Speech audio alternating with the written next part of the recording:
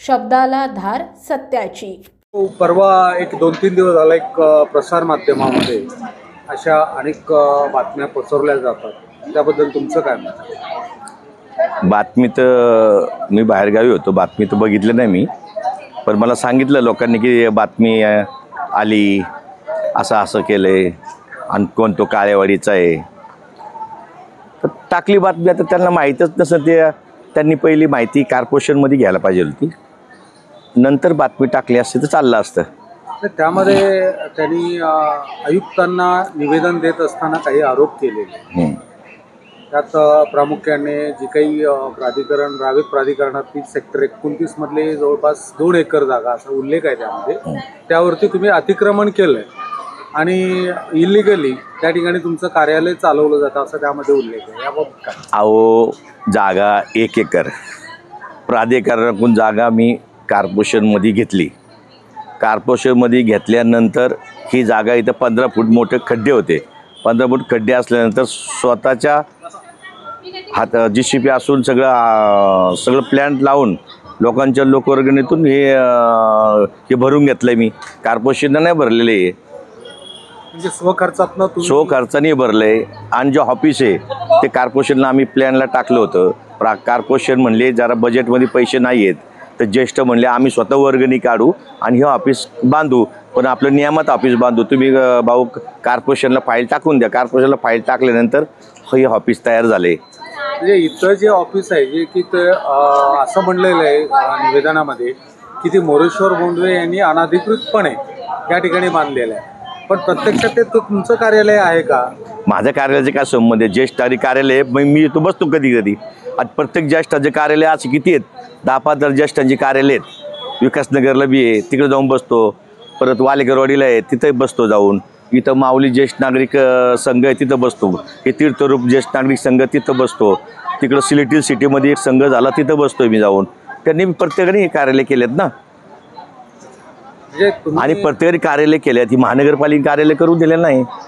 त्या ज्येष्ठांनी प्रत्येक त्यांच्या स्वतःच्या पैशाच्या ह्याच्याहून ती कार्यालय केल्यात, वर्गाने काढू केला. आता 570 या ऑफिसमध्ये लोक या संघात आहे. 570 संघात आहे, रजिस्टर्ड संघ आहे. 2013ला हा संघ तयार झाला आहे. 2013 आता 25ला इथपर्यंत काय झोपले होते का? म्हणजे हे जे आता आरोप अहो बोकस हे कोण असं तो त्याला म्हणावं एकदा समोर येऊन भेट त्याला की बाबा विचार काय झालं, म्हणजे विचारायला पाहिजे ना. आज ज्येष्ठांचं पूर्ण ज्येष्ठ आमच्या इथले जवळजवळ 550 ज्येष्ठ नागरिक टेन्शनमध्ये आहे की बाबा हे असं झालं, आम्ही वर्गणी एवढी काढली, उद्या त्यांनी अशी बातमी दिली. मी त्यांना सांगितलं काय होणार नाही, आपला कॉर्पोरेशन माननीय आयुक्त साहेब स्वतः ते बघत्यान आणि कागदपत्र बघूनच ते न्याय देत्यान. कारण तुमचं पैसे पै काढलेली वर्गणी काढून तुम्ही जे हे बांधलंय, आणि किती 1000 स्क्वेअर फूट का 1100 स्क्वेअर फूटचं बांधकाम आहे, आणि ते बी पत्र्याचं बांधकाम आहे. पत्र्याच्या बांधकामालाच प्लॅन का स्लॅब नाही आहे. अहो ज्येष्ठांनी बसायचं कुठं? आज प्रत्येक घरी ज्येष्ठ आहेच. विरंगुळा केंद्र त्यांना येण्याचं सगळी एकत्र आल्यानंतर त्यांचं मन समाधान, गाणी असतात, गप्पा गोष्टी मारतात, थोडं योगा करतात, कोण भजन म्हणतंय, कोण हे आध्यात्मिक आपलं प्रवचन असतं इथं. म्हणजे सगळ्या, आणि आठवडा बाजार एवढा मोठा आहे. आज दर शनिवारी आठवडा बाजार असून कमीत कमी 10,000 लोकांचं येणं जाणं असतं. अशा स्थितीत असून ही जागाच 1 एकर आहे. हडपली काय? हडपली म्हणजे काय? इथं मी काय माझ्या स्वतःला घर बांधलंय का? माझा गायांचा गोठा आहे का? माझं काय इथं हे? आणि मी रावेतचा रहिवासी, मी गावाला आहे, माझ्या शेतकरी, मी जिथं जन्मच माझा झाला आहे, मला जमीन आहे ना. मला काय ज्येष्ठांच्या ऑफिसमध्ये आता बातमी दिल्यावर मी ज्येष्ठ रोजच बसते तिथं. जो काय निर्णय कॉर्पोरेशन घेईन ना तो पाडणारे 6 वर्ष त्या इलेक्शनला उभं राहणार, त्याची अवकात आहे का? त्याला म्हणा तू एकदा उभं राहून 100 मतं पाडून जाऊ, दुःख असं तो त्याचं नाव घेण्याची लायकी बी नाही. त्यांनी आणखी एक प्रश्न केला सॉरी त्यामध्ये की इथं भरला जाणारा आठवडा बाजार हा अनधिकृत आहे. खरंच अनधिकृत आहे का तो?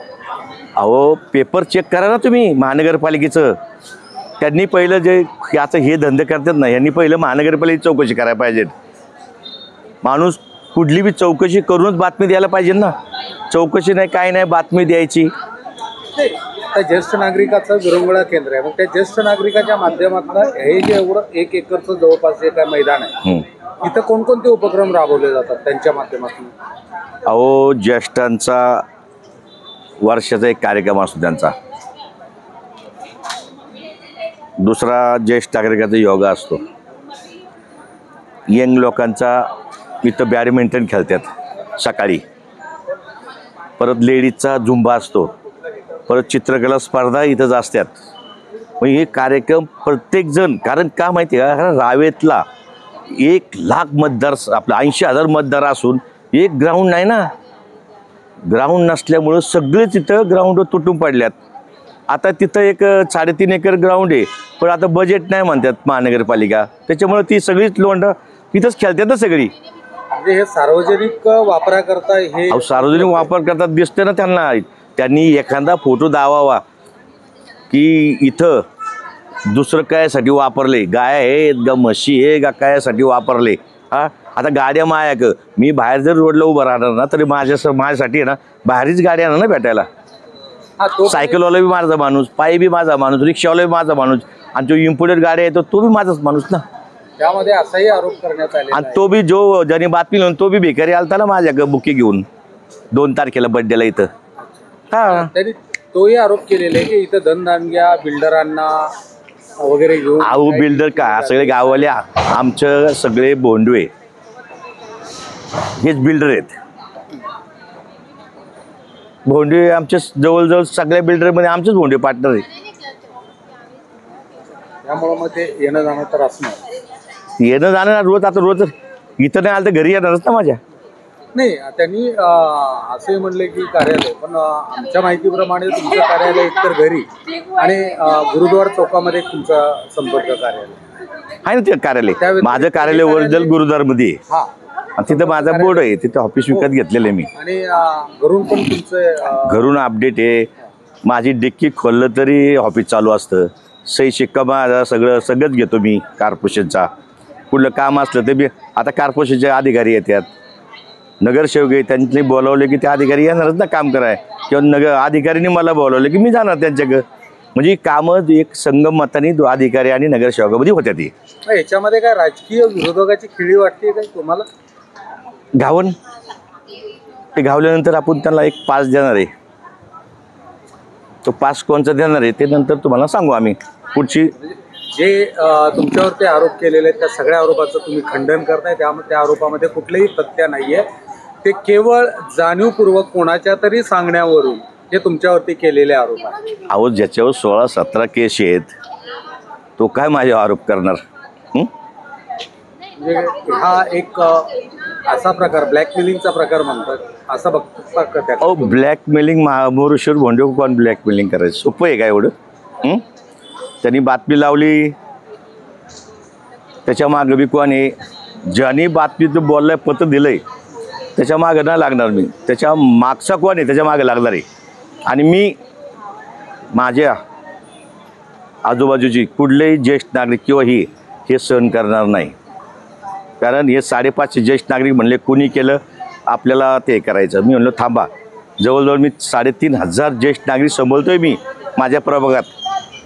का देखवत नाही त्याला? तो ज्येष्ठांच्या ऑफिसला बातमी देतोय. ज्येष्ठाच्या नावाने बातमी दिली असेल चाललं, तरी मोरेश्वर भोंडवेचं ऑफिस आहे म्हणून सांगितलं. आणि मोरेश्वर भोंडवेच्या ऑफिसला येऊन नाश्ता करून गेला ना तो.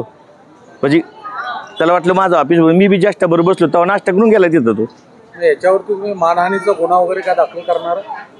ते मी काय बोलू शकत नाही. ते माझे काय जे भूमिका आहे मी कधी मानणार नाही. जे तुम्हाला आहे तेवढंच सांगितलं. बाकीचा जो निर्णय तो आम्ही घेणारच आहे मी, पण ते काय बोलणार नाही आपण. एक ज्याची काय नाही त्याचं नाव घेणं बी चुकीचं आहे, पण आणि काय उपयोग बी नाही त्याच्यात. धन्यवाद, आपण आमच्याशी संपर्क साधला. आपल्या परिसरातील महत्त्वाच्या बातम्या पाहण्यासाठी आजच आमच्या शौर्य वार्ता न्यूज चॅनलला यूट्यूबवर सबस्क्राईब करा आणि बेल आयकॉन प्रेस करा.